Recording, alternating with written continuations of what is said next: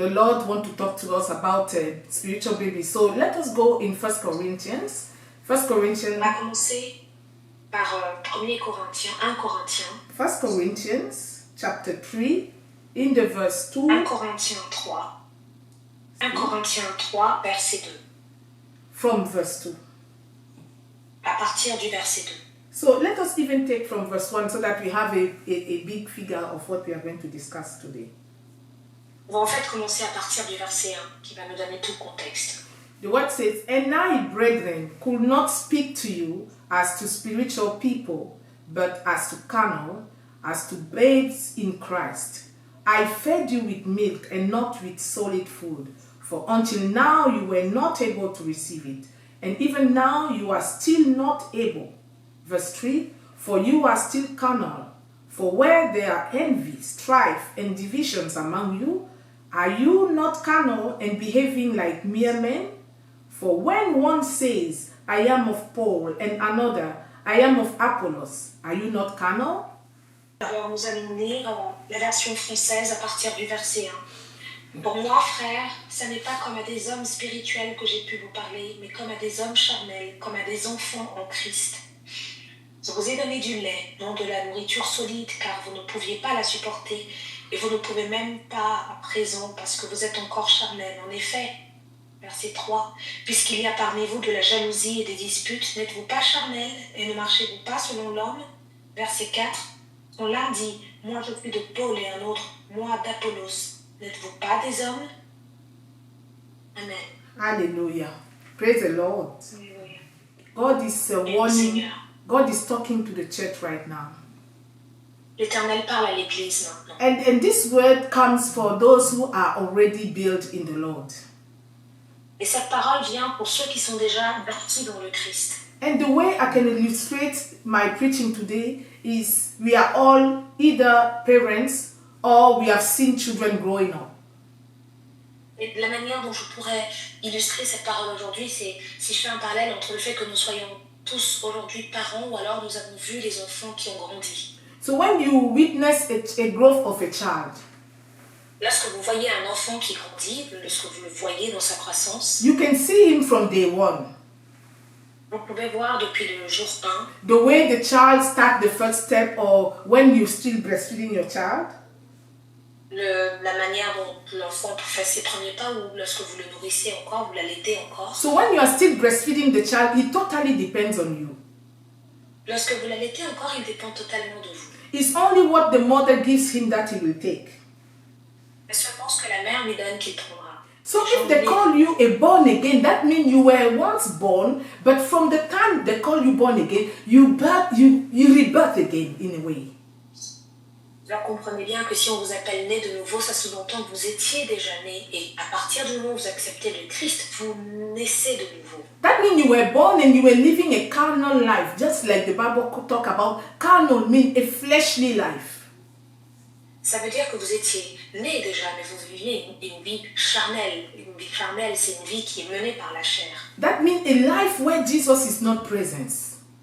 Ce qui veut dire une vie dans laquelle Jésus n'est pas présent. So from the time Jesus starts being present in your life, you are born again Christian. Et donc à partir du moment où Jésus entre dans votre vie, vous êtes un chrétien né de nouveau. You accept him and you begin your first steps with him. Vous l'acceptez et vous commencez vos premiers pas avec lui. And he will feed you with his own breast. Hallelujah. Et il va vous nourrir, il va vous allaiter lui-même. He will feed you with his own milk. Il va vous donner de son propre lait. And as a good father or a good provider, he will provide everything that is necessary in that milk for you to grow.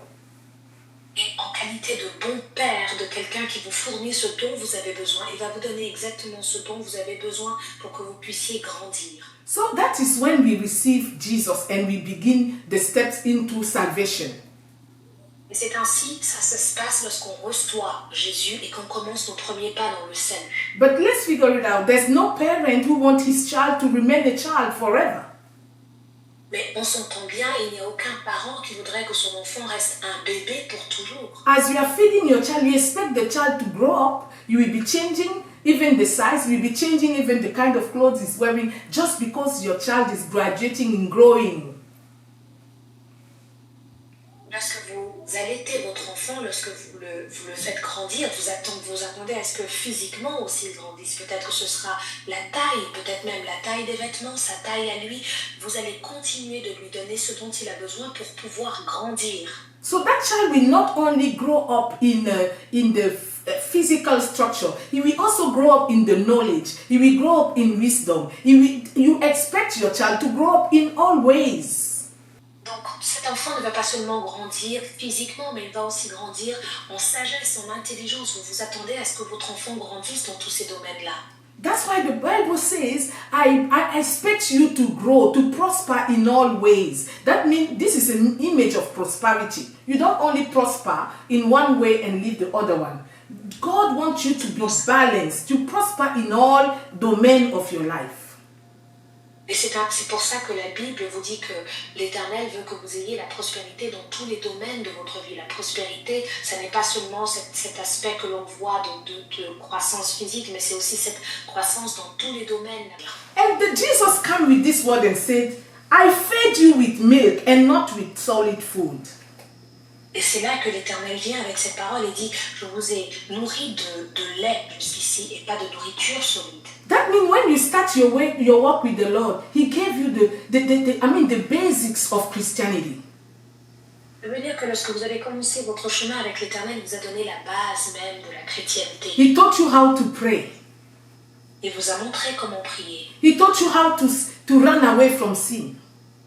Il vous a appris comment est-ce que vous devriez fuir le péché. He taught you how to fellowship with Him and with your neighbor. Il vous a montré comment est-ce que vous devriez vous rassembler vous retrouver dans le Christ et prier avec vos voisins. He taught you how to maintain the relationship with Him. Il vous a montré comment continuer de garder cette relation avec lui le Christ. At that level, Jesus still called this milk. À ce niveau-là, Jésus appelle toujours cela du lait. That means many of us are just happy to go to church every Sunday. Et ça veut dire que beaucoup d'entre nous sont très contents d'aller à l'église tous les dimanches. You enter church on Sunday, you said, okay, when you go back home, you feel like you are fulfilled, I'm done my spiritual duties. This is nothing but religion.